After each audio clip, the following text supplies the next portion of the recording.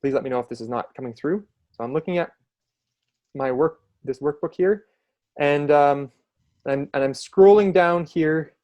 Sorry, no, I'm scrolling up here. I went too far to step 4, which is on page 11. And what's coming here? We finished step 3 last class. Step 4 is when we begin to brainstorm strategies. So basically, you have your vision, and many people have a lot of things they want to do at once, but there's many different ways of getting there, from changing your grazing practices to or the time intensity of your grazing or whatever, putting fencing on, doing planting or things like that. And so what this is meant to do is, okay, think about all the different strategies you might want to carry out and plan them out a bit. And so what we have here is a whole bunch of these tables, which are basically planning tables. And the idea with them is you input your strategy here. So if you can see, input fencing along south side of creek or whatever, that could be a strategy. And then what you need to do is then think about your action items to bring you to that strategy.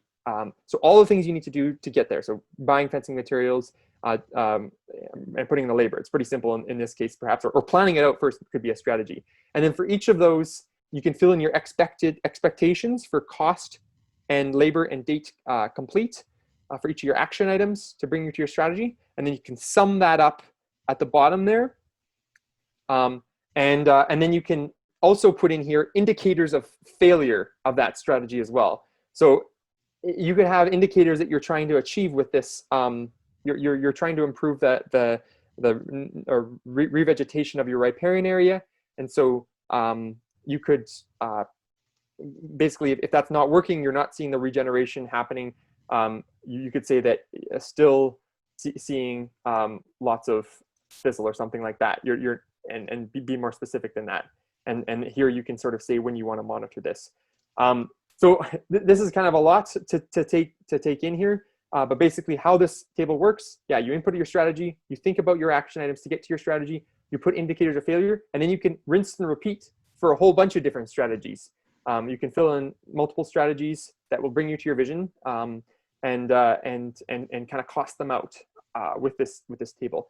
And the cool thing is about this is that at the bottom of this whole workbook in Appendix A, there's a whole bunch of approximate costs relevant to riparian management that had costed out for you. So in table 2 here, we have our materials outlined in this table part, and then the next page it's the labor equipment time. So you can kind of use these cost estimates to find a monetary value for these different things that hopefully will help you in this and on these tables find a strategy that is the most bang for your buck. So basically, I just wanted to introduce these tables of step 4 to you, so you can start, if you want to, putting in different strategies in there. We'll be revisiting this next class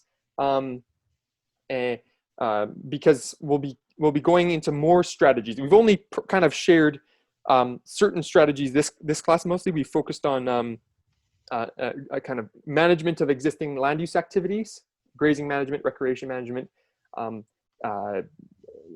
beaver management, things like that. Whereas next class, we're going to be talking more about what we typically call restoration activities. So stimulating natural regeneration, or doing actual tree planting or planting of cuttings and things like that. So which are also can kind of fall into it. Even though they're called restoration, they kind of can fall into our general management plan and part of it. But yeah, so we haven't really gone over what that all entails.